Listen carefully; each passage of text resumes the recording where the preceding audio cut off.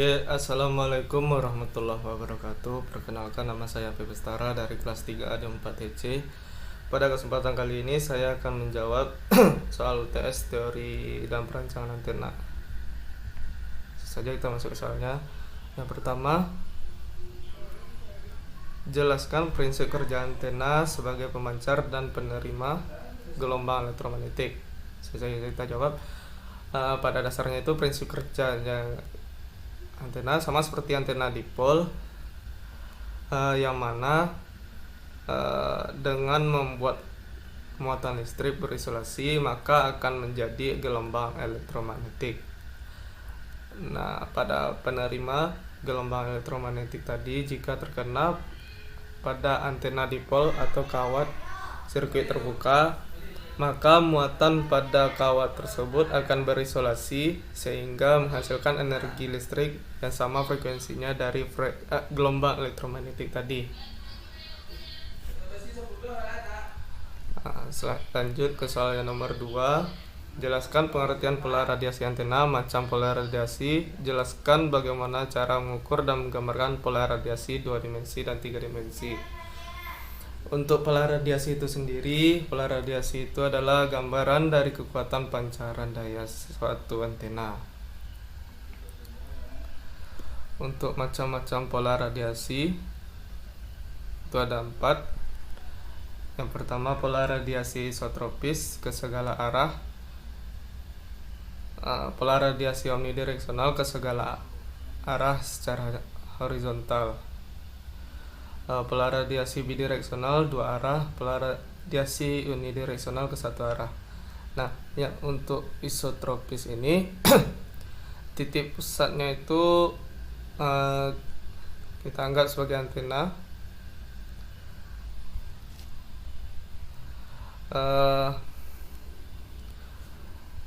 Terus daya pancaran radiasi atau dayanya itu ke segala arah seperti bola ini.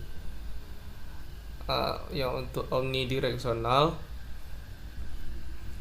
kurang lebih berbentuk donat, yang di tengahnya ini antena yang dikelilingi oleh pola radiasinya yang berbentuk donat tadi. Untuk pola radiasi bidireksional itu, antena ini memancarkan dayanya ke depan dan ke belakang, karena itu 2 arah. Untuk unidireksional ke 1 arah itu, arah daya yang dipancarkan itu misalnya hanya ke depan. Untuk cara mengukur dan menggambarkannya itu, misalnya kita letakkan 2 buah antena, yang satunya itu sebagai pemancar, yang satunya lagi sebagai penerima. Si pemancar ini diberi daya dan frekuensi berdasarkan jenis antenanya. Untuk pemasangannya, pemancarnya itu vertikal, begitu juga dengan penerimanya. Lalu kita lihat daya yang diterima antena penerima pada sebuah alat yang bernama spektrum analyzer. Lalu kita catat hasil yang didapatkannya. Kemudian kita putar pemancarnya itu sebanyak 5 derajat. Kita catat lagi daya yang diterima. Lalu kita putar lagi dengan kelipatan 5 derajat, misalnya 10, 15 derajat dan seterusnya hingga 360 derajat. Untuk yang horizontalnya caranya itu sama seperti yang vertikal tadi, cuma bedanya itu pemasangan antenanya baik pemancar atau penerima itu bentuknya itu horizontal. Pada menggambarkan pola radiasi 3 dimensinya, kita miringkan antenanya itu tadi, yang vertikal dan horizontal tadi. Ya, misalnya vertikal kita miringkan tiap-tiap 5 derajat. Begitu juga si penerima kita miringkan dan putar dan kita hitung daya sehingga sampai membentuk 3 dimensi. Lanjut ke soal nomor 3. Jelaskan pengertian half power bandwidth. Jelaskan cara pengukuran half power bandwidth dan kenapa kita harus mengetahui half power bandwidth. dari sebuah antena. Half power bandwidth itu sendiri adalah besar sudut dari setengah daya pancaran. Untuk pengukurannya kita bisa lihat pada gambar pola radiasi ini.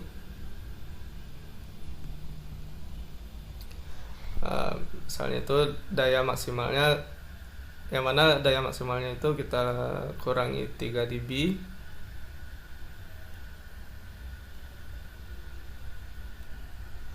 Kita buat sebuah lingkaran di sini.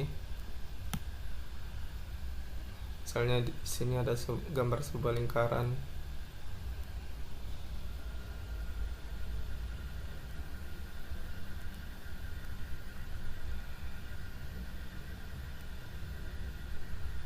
Nah, misalnya seperti itu gambar lingkaran kira-kira. Lalu kita beri tanda di sini dan di sini. Setelah itu kita tarik garis dari tanda yang kita buat tadi ke titik pusat lingkaran.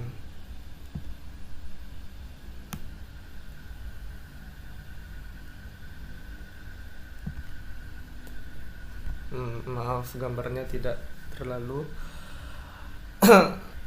Nah, untuk HPBW-nya itu adalah sudut yang terbentuk dari garis yang kita tarik ke titik pusat ini tadi. Nah, inilah HPBW-nya.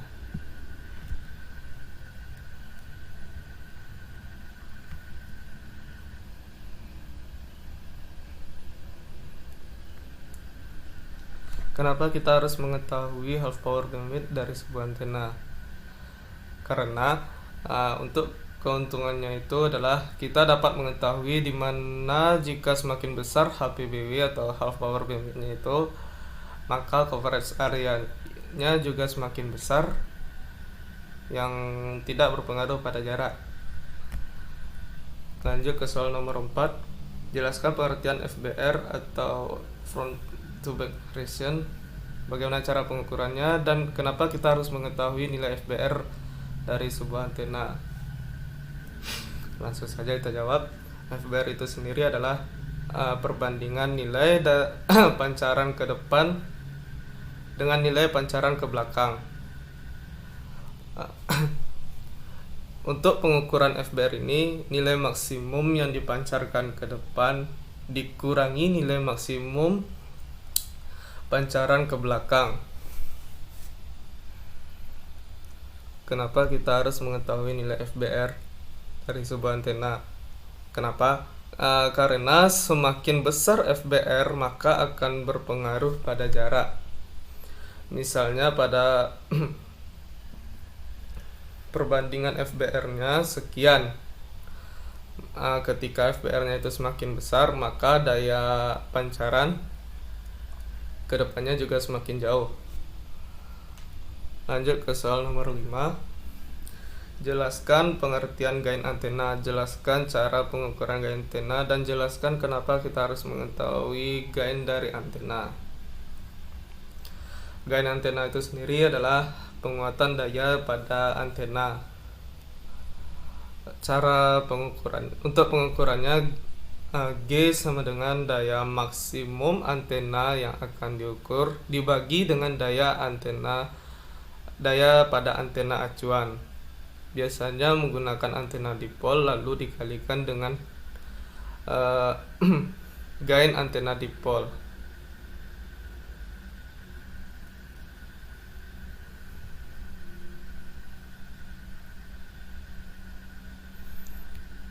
Kenapa kita harus mengetahui gain dari antena? Karena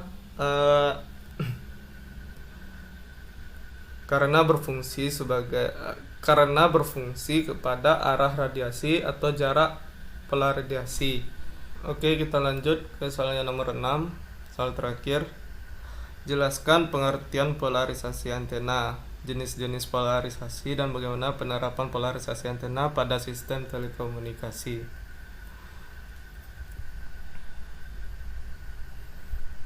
Untuk polarisasi itu sendiri adalah arah perambatan gelombang elektromagnetik yang yang dipancarkan oleh antena. Untuk jenis-jenis polarisasi itu sendiri ada tiga jenis. Yang pertama linear, yang kedua sirkular, yang ketiga itu ada elliptical.